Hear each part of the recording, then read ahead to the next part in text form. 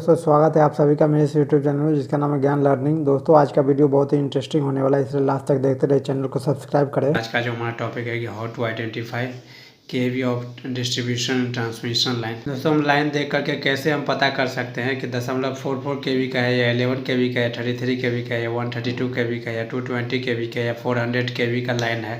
दोस्तों हम देख कर कैसे पता करेंगे, दोस्तों हम इसके बारे में आज हम बात करते हैं। पहले दोस्तों हम बात करते हैं 0.44 केवी या 0.44 केवी LT लाइन बोलते हैं, या फिर इसको जो हम 440 वोल्ट लाइन भी बोलते हैं, जो डिस्ट्रीब्यूशन ट्रांसफार्मर के सेकेंडरी साइड से प्राइमरी साइड से 11 केवी जाता है और दूसरा सेकेंडरी साइड से जो है ना हमारा 440 वोल्ट निकलता है। तो इसके बारे में आज हम बात करते हैं। जो हमारे घरों तक जो सप्लाई आता है वो सिंगल फेज 3 फेज के फॉर्म में, तो उसके बारे में दोस्तों हम बात करते हैं। सप्लाई जो आता है हमारे घरों में वो 3 फेज सप्लाई होता है और 4 वायर सिस्टम होता है। 3 फेज में जो है ना एक R फेज होता है, एक Y फेज होता है, एक B फेज होता है और एक न्यूट्रल होता है साथ में, जो ट्रांसफार्मर के सेकेंडरी वाइंडिंग के स्टार कनेक्शन से जो सेंटर से जो एक पॉइंट जो निकलता है वो न्यूट्रल होता है, एक R फेज होता है, एक Y फेज होता है, एक B फेज होता है। यहाँ पे जो है 4 वायर सिस्टम हो गया ये, और फेज हो गया 3, तो इसको बोलते हैं हम 3 फेज 4 वायर सिस्टम बोलते हैं। LT लाइन का डिस्ट्रीब्यूशन के लिए जो है 3 तरीके से हम डिस्ट्रीब्यूट करते हैं। पहला तरीका में ACSR कंडक्टर, जिसके अंदर जो है नंगा तार होता है, जिसके थ्रू जो है हम इलेक्ट्रिकल डिस्ट्रीब्यूशन करते हैं। पुराने सिस्टम जो भी आप देखे होंगे वो कहीं ना कहीं जो है नंगे तारों से जो है ना LT लाइन का डिस्ट्रीब्यूशन करते हैं। या तो विजल कंडक्टर होगा या स्क्वायर कंडक्टर होगा या रैबिट कंडक्टर होगा। लेकिन आज के डेट में दोस्तों नए तरीके से जो आज की डेट में जो इलेक्ट्रिफिकेशन किया जा रहा है वो LTAB केबल के तरीके से किया जाता है।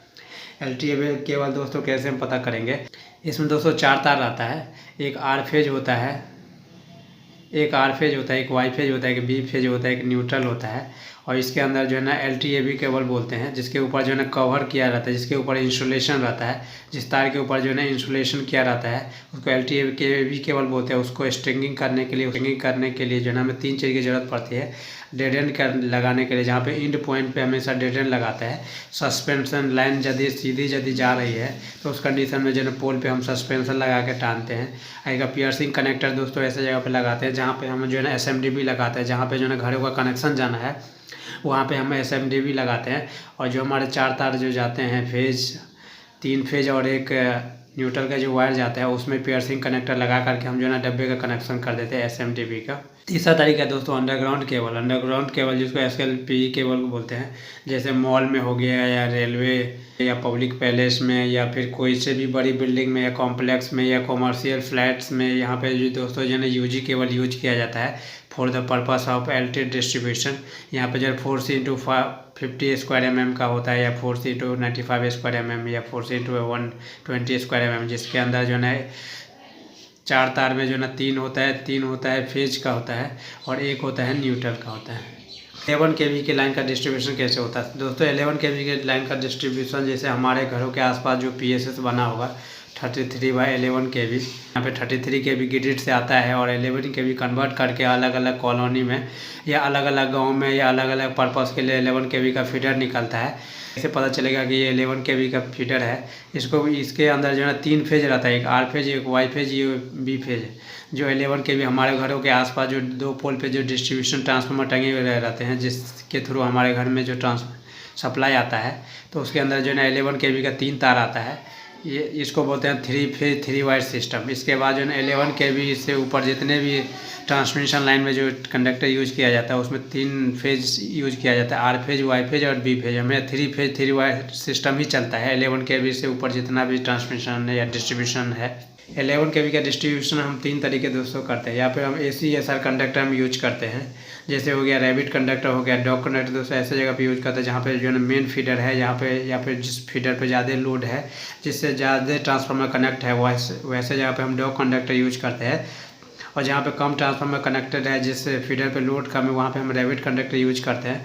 नहीं दोस्तों हम 11 केवी का हम HTAB केबल भी यूज करते थे, जहाँ पे ज़्यादा डेंसिटी वाला एरिया है और या जहाँ पे जो है ना ज़्यादा सिटी है, मॉल है, जहाँ पे ज़्यादा डेंसिटी वाला एरिया है, पब्लिक पैलेस है, वहाँ पे हम ट्रांसफार्मर को चार्ज करने के लिए, ट्रांसफार्मर को 11 केवी सप्लाई देने के लिए हम HTAB केबल यूज करते हैं, जिसके अंदर सस्पेंशन और डेड एंड के थ्रू जो है ना दोनों टर्मिनेशन किट करके इसका जो है ना ट्रांसफार्मर को हम चार्ज करते हैं।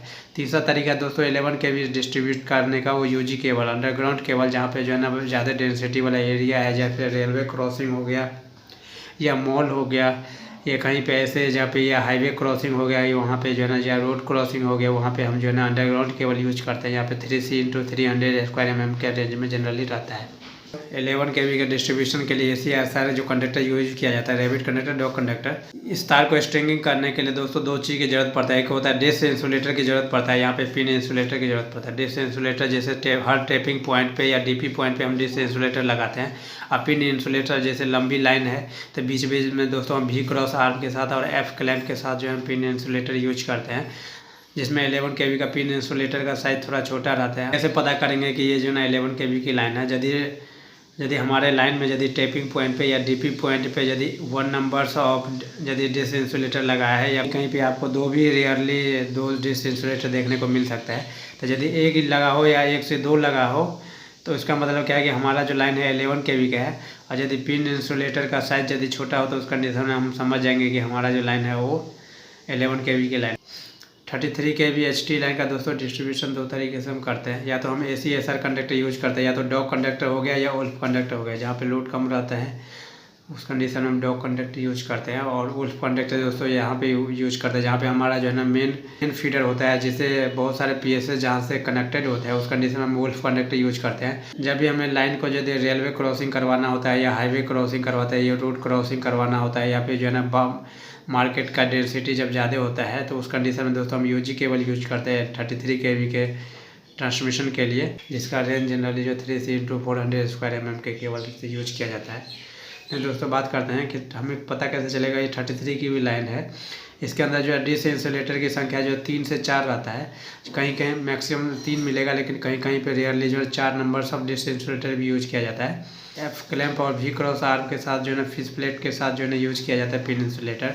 डिश इंसुलेटर का यूज जो है ना टैपिंग पॉइंट पे या DP पॉइंट पे यूज किया जाता है, जिसके डिश इंसुलेटर की संख्या या तो 3 होगा या 4 होगा। कहीं कहीं पे 4 यूज किया जाता है, ताकि जो है ना एक पंचर भी हो जाए, एक ब्रेक भी हो जाता है, उस कंडीशन में जो 3 एटलीस्ट जो है ना काम करते रहे। 33 kV के पिन से इंसुलेटर का साइज थोड़ा बड़ा होता है एज कम्पेयर टू 11 kV के। 132 kV की लाइन जो है यहाँ पे ये भी जो है ना 3 फेज 3 वायर सिस्टम होता है, जिसके अंदर एक R फेज होता है, एक Y फेज होता है, एक B फेज होता है। इसको ट्रांसमिट करने के लिए हम टावर का यूज करते हैं। तो इसमें हम कैसे पता चलेंगे कि हमारा जो है ना लाइन जो है ना 132 kV की है?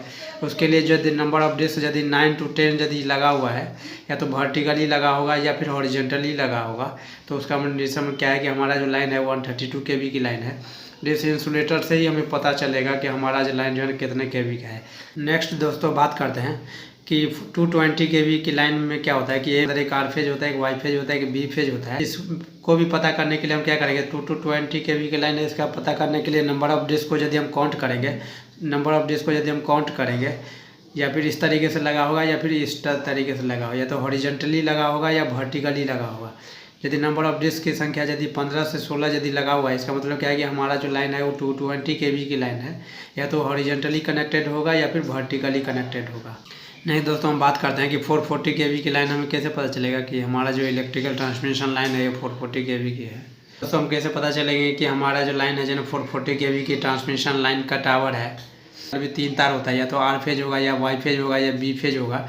इसको भी दोस्तों हम पता करेंगे कैसे, या तो जो है ना इसमें भी डिशों की संख्या या तो जो है ना वर्टिकली कनेक्टेड होगा या फिर जो है ना हॉरिजॉन्टली कनेक्टेड होगा। डिशों की संख्या यदि हम काउंट करेंगे तो इसमें 30 से 31 यदि डिश इंसुलेटर यदि लगा हुआ है, इसका मतलब क्या है कि हमारा जो लाइन है 440 kV की लाइन है। मतलब कोई भी ट्रांसमिशन लाइन के लिए जब भी हम डिश इंसुलेटर के जब हम काउंट करेंगे तो उसी से हमें पता चलेगा कि जो है ना लाइन कितने की है।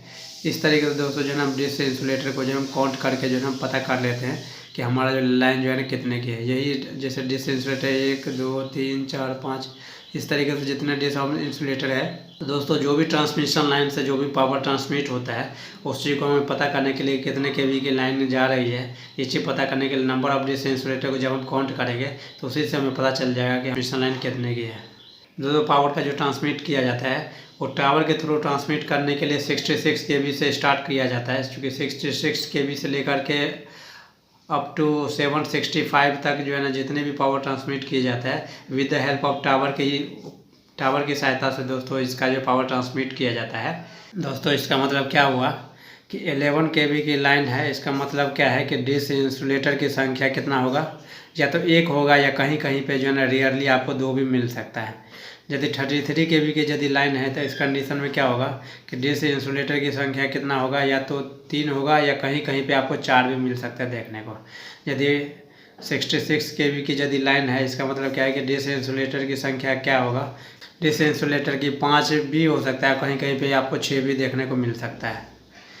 यदि 132 kV की यदि लाइन है इसका मतलब डिश इंसुलेटर की संख्या यहाँ पे जो है 9 to 10 मिल सकता है, कहीं कहीं पे 9 भी लगा हुआ हो सकता है, कहीं कहीं पे 10 भी लगा सकता है। 220 की यदि लाइन है यहाँ पे, तो यहाँ पे जो है डिश इंसुलेटर की जो संख्या हो जाता है यहाँ पे या तो 15 लगा होगा या 16 लगा होगा। इसके बाद जो है ना यदि 440 की यदि हमारा लाइन है, ट्रांसमिशन लाइन है, तो उस कंडीशन में डिश इंसुलेटर जब हम काउंट करेंगे तो उस कंडीशन में जो डिश इंसुलेटर जो कनेक्टेड होता है या तो 30 कनेक्टेड होगा या फिर 31 कनेक्टेड होगा। इसका मतलब इसका 765 kV की यदि लाइन है तो उस कंडीशन में जब हम डिश इंसुलेटर को जब हम काउंट करेंगे तो हमारा जो डिश इंसुलेटर जो काउंट करके जो पता चलेगा तो या तो 757 होगा या 58 होगा।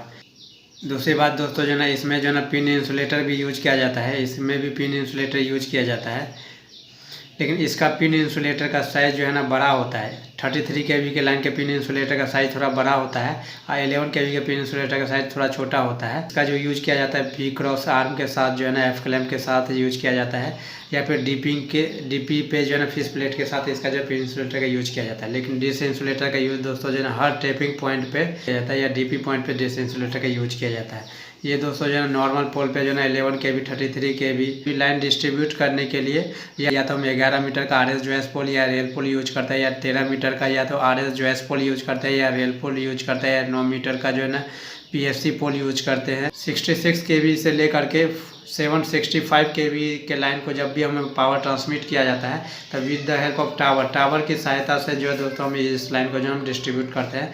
और दोस्तों हमें कितने की लाइन है ये दोस्तों पता करने के लिए डिश इंसुलेटर को काउंट करके हमें पता चल जाएगा कि हमारा जो लाइन जो है ना कितने kV के है। दोस्तों उम्मीद करता हूँ आपको ये वीडियो समझ में आया होगा। कमेंट करके जरूर बताएं कि यह वीडियो आपको कैसा लगा। वीडियो से रिलेटेड आपके मन में यदि कोई सवाल हो तो कमेंट करके जरूर पूछ सकते हैं। चैनल को सब्सक्राइब करें। Thanks for watching.